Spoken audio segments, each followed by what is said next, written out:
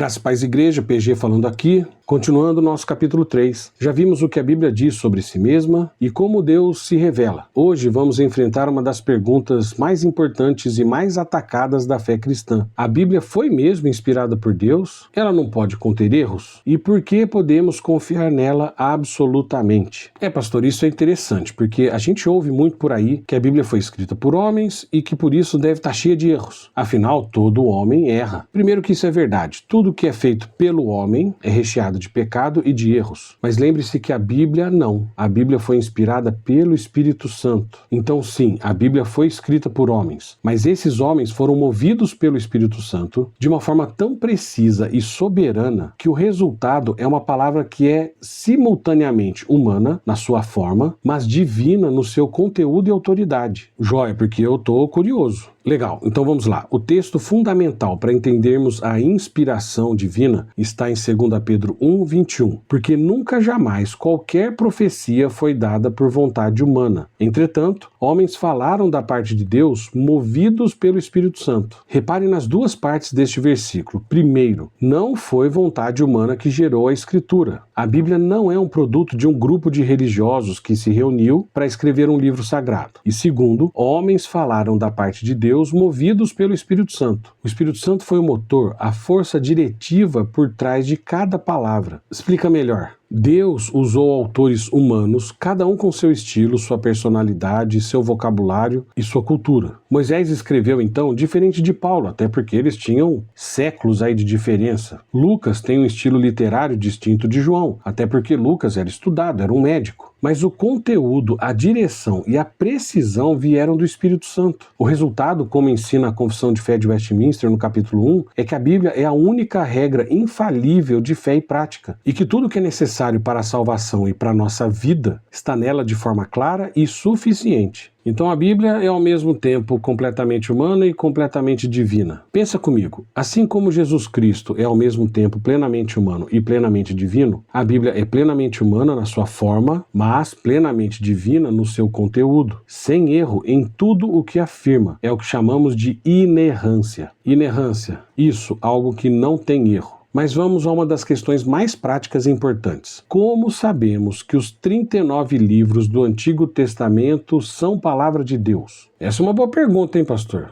Sim, exato. E Israel e a igreja usaram 4 princípios para reconhecer esses 39 livros. Primeiro princípio, a gente falou um pouco nos vídeos passados, é o caráter profético. Profecia bíblica é falar em nome de Deus. Sempre que alguém afirma, assim diz o Senhor, ele está sendo um profeta, está trazendo uma profecia. E Deuteronômio 18, 20 a 22 estabelece um teste severo. Se a palavra do profeta não se cumpre, ele é um profeta falso e deve morrer. Deus colocou aqui um colateral severo para que ninguém brincasse com profecias. Senão todo mundo ia ficar falando aí, eu recebi isso de Deus, recebi aquele outro, eis que vos digo. Então, os escritos que foram recebidos como escritura eram aqueles ligados a profetas verdadeiros, como Moisés, Isaías, Jeremias, cujas palavras, que por mais grandiosas ou milagrosas fossem, se cumpriram de forma verificável. Já o segundo princípio é o testemunho histórico. Porque vamos lá, Moisés registra 10 pragas no Êxodo e também a lei no Sinai. Toda uma geração que viveu aqueles eventos não desmentiu uma única palavra de Moisés. Os livros históricos e proféticos, a mesma coisa. Eles trazem fatos que eram conhecidos e confirmados pelas pessoas que viviam ali naquela época, e não só povo de Deus, como povos vizinhos. Porque veja bem, um livro inventado não sobrevive ao escrutínio de quem viveu os próprios eventos. Mas, mais do que isso, diversas evidências históricas e científicas confirmam os eventos narrados na Bíblia. A ciência séria, quando é honesta, nunca consegue provar que a Bíblia é falsa. Pelo contrário, a compatibilidade com o passar do tempo e das descobertas só aumenta. Tem vários livros e livros escritos com fundamento científico, em base de artigos científicos que comprovam isso. Tem uma bibliografia para isso? Tem sim, depois eu te passo. Se eu lembrar, eu deixo aqui na descrição do vídeo. O terceiro princípio é a citação no Novo Testamento. Todos os livros do Antigo Testamento são, direta ou indiretamente, citados no Novo Testamento. Todos, pastor? todos. Jesus e os apóstolos e os evangelistas apelam a Moisés, apelam aos profetas, apelam aos salmos como palavra de Deus. Lucas 24:44 registra Jesus dizendo: era necessário que se cumprisse tudo o que de mim estava escrito na lei de Moisés, nos profetas e nos salmos. Se Jesus cita isso como escritura, é escritura. E o quarto princípio é a confirmação de Jesus. Jesus fala de Moisés e os profetas em Lucas 16:31, em Lucas 24:27, tudo isso como escritura que não pode ser quebrada. Em Mateus 5:17-18, Jesus mesmo declara: não penseis que vim revogar a lei ou os profetas. Não vim para revogar, mas para cumprir, porque em verdade vos digo, até que o céu e a terra passem, nenhum i ou um tio jamais passará da lei. A autoridade de Jesus sobre o cânon do Antigo Testamento é definitiva e absoluta. Ok, pastor, mas e o Novo Testamento? Como chegamos exatamente a esses 27 livros? Boa pergunta. A Igreja Apostólica usou 4 critérios muito claros, guiada pelo Espírito Santo. O primeiro critério é o caráter apostólico. O livro deveria ter sido escrito por um apóstolo, como Mateus, João, Paulo, Pedro, ou por um colaborador apostólico diretamente reconhecido pelos apóstolos, como Marcos, Lucas. Peraí, então Lucas e Marcos não eram apóstolos? Então por que os escritos deles entraram no cânon? Excelente pergunta. O Evangelho de Lucas e o livro de Atos foram aprovados e usados pelos apóstolos como palavra de Deus. Eles circulavam nas igrejas como escritura desde o início. O critério não era apenas quem escreveu, mas se o escrito tinha aprovação e respaldo apostólico. E quanto a Paulo? Ele mesmo foi apóstolo? Sim. Ele foi chamado diretamente por Cristo ressuscitado no caminho de Damasco, foi testemunha da ressurreição, recebeu os ensinamentos do próprio Cristo e sofreu e morreu pela igreja. Por que essas 4 coisas são importantes? Porque, segundo a Bíblia, são as 4 características que um apóstolo precisa ter. Ter sido chamado diretamente pelo Cristo ressuscitado, ter sido testemunha ocular da ressurreição de Cristo, ter recebido os ensinamentos do próprio Cristo e sofrer e morrer pela igreja. Então não tem apóstolo hoje em dia, segundo a Bíblia? Não. Mas voltando para Paulo, Pedro mesmo confirma em 2 Pedro 3:14-16, colocando as cartas de Paulo no mesmo nível das demais escrituras, dentro do cânon sagrado. Isso ainda no primeiro século, muito antes de qualquer concílio, como vimos em vídeo anterior. O segundo critério é o caráter profético e a disciplina contra falsos mestres. Lembra que no Antigo Testamento os falsos mestres eram apedrejados, punidos com a morte? Lembro. No Novo Testamento isso foi um pouco mais light. No Novo Testamento, os falsos mestres devem ser excomungados e considerados malditos, como a Bíblia afirma em Gálatas 1:8-9 e 2 João 9:11. Isso mostra que a igreja não podia permitir que escritos falsos contaminassem o corpo de Cristo. Nossa, pastor, por que tanta seriedade? Porque se a fé vem pela palavra, então a palavra mal pregada não traz salvação, ela traz condenação, maldição. Já a palavra bem pregada traz regeneração, justificação, santificação, glorificação. Isso é muito importante, importantíssimo. O terceiro critério é o caráter eclesiástico, ou seja, o testemunho das igrejas. Os livros recebidos como canônicos eram usados regularmente nas igrejas apostólicas e reconhecidos pelas comunidades que conviveram com os autores e testemunharam os fatos que estavam ali escritos. Assim como no Antigo Testamento, o testemunho de quem viveu as coisas descritas confirmava sua veracidade. E o quarto critério é o caráter ortodoxo. Isso quer dizer a harmonia doutrinária. Nenhum livro canônico poderia contradizer outro livro do Antigo ou do Novo Testamento.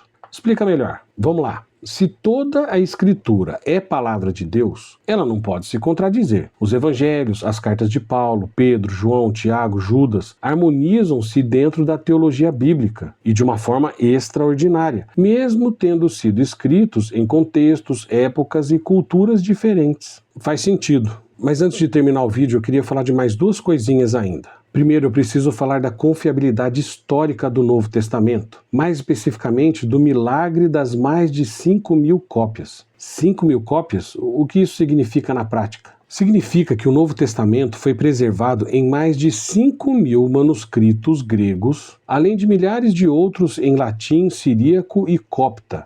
E o que tem? O que tem é que essas 5.000 cópias são praticamente idênticas. Ué, pastor, mas qual a dificuldade disso? A dificuldade é que na época não tinha impressora, era tudo feito à mão. Uma pessoa ditava e as pessoas copiavam. Opa, pastor, aí complica, hein? Tudo ser igual, baseado em cópia e ditado. E veja bem, não era cópia e ditado igual era na sua escola quando criança. Que a professora estava lá com tempo, com boa luz, com bom material, recitando um texto e as crianças copiando com calma. Não, eram lugares escuros, escondidos, feito a caneta tinteiro, penas, em um papel que não era tão bonitinho igual o sulfite que a gente tem hoje, com a igreja sendo perseguida, tendo que fazer a cópia rápido para passar para outra igreja, porque senão alguém podia pegar e queimar o original, rasgar o original, perder o original. Poxa, pastor, isso é um milagre então, um milagre de Deus. E para sermos honestos, existe alguma diferença entre essas cópias, mas é menos de 1% e não afeta de forma nenhuma as verdades doutrinárias centrais da fé cristã. Então vamos lá, pastor. Essas cópias foram feitas sob perseguição em lugares escondidos, com papiro, penas rudimentares, por horas de ditado, sem computadores nem impressoras, e ainda assim foram preservadas? Exatamente. E isso é milagroso, é extraordinário, é humanamente impossível. Só Deus para preservar isso historicamente. E a conclusão é inevitável. Se a Bíblia não é um documento confiável, nenhum outro livro antigo é. Porque a Escritura é o único livro que passa por todos os testes da ciência histórica com ampla folga. Não existe na história outro livro que faça isso. E quanto aos livros apócrifos, pastor? Boa pergunta. Primeiro, eles não são livros malditos nem demoníacos. Podem ser lidos até como uma literatura histórica, com muito cuidado, mas não são a palavra de Deus, por 4 razões principais. Nunca foram reconhecidos pelos apóstolos, contêm erros factuais e teológicos que não aparecem nos outros 66 livros da Bíblia, não são citados como escritura por Jesus ou por qualquer apóstolo e apresentam figuras perfeitas, sem falhas, o que contrasta fortemente com o restante da Bíblia, que não esconde o pecado de ninguém. Deus mostrou o pecado de Abraão, que ofereceu a sua mulher 2 vezes para outros homens. Deus mostrou os pecados de Davi, como adultério e homicídio, e Deus mostrou os pecados até de Pedro. Já nesses livros apócrifos, todo mundo é bonitinho, perfeitinho, sem pecado nenhum. Mas por que então eles colocaram e a gente tirou depois? Mas quem falou que eles colocaram e a gente tirou depois? Os apócrifos do Antigo Testamento foram oficialmente adicionados pela Igreja Medieval apenas no Concílio de Trento, em 1546, como resposta à Reforma Protestante. Ou seja, durante 1500 anos, depois dos apóstolos, ninguém considerava esses livros inspirados, canônicos. E até Jerônimo, o tradutor da famosa Vulgata Latina, usada pela Igreja por mais de 1000 anos, não considerava esses livros como canônicos, mas como apócrifos. E mais do que isso, os próprios livros apócrifos não se apresentam como inspirados. Como assim? Eles mesmos não se dizem inspirados. Veja, em 2 Macabeus 15:38, confessa com toda humildade: se ela está felizmente concebida e ordenada, era este o meu desejo. Se ela está imperfeita e medíocre, é que não pôde fazer melhor. Um escritor inspirado pelo Espírito Santo jamais falaria assim. Portanto, queridos irmãos, podemos confiar absolutamente na Bíblia. Ela é inspirada por Deus, preservada pelo Espírito Santo, confirmada por Jesus, reconhecida pelos apóstolos, atestada por milhares de manuscritos e verificada pela história. Reconhecemos então como canônicos apenas 39 livros do Antigo Testamento e 27 do Novo, e que a Igreja recebeu desde o século I. Os apócrifos podem ser objetos de estudo, mas não são regra de fé, não são canônicos, não são inspirados. No próximo vídeo vamos ver por que a autoridade da Bíblia está acima de qualquer tradição humana, porque na nossa igreja só vai para o inferno quem quiser. Então, leia a Bíblia, estude a Bíblia e medite na Bíblia.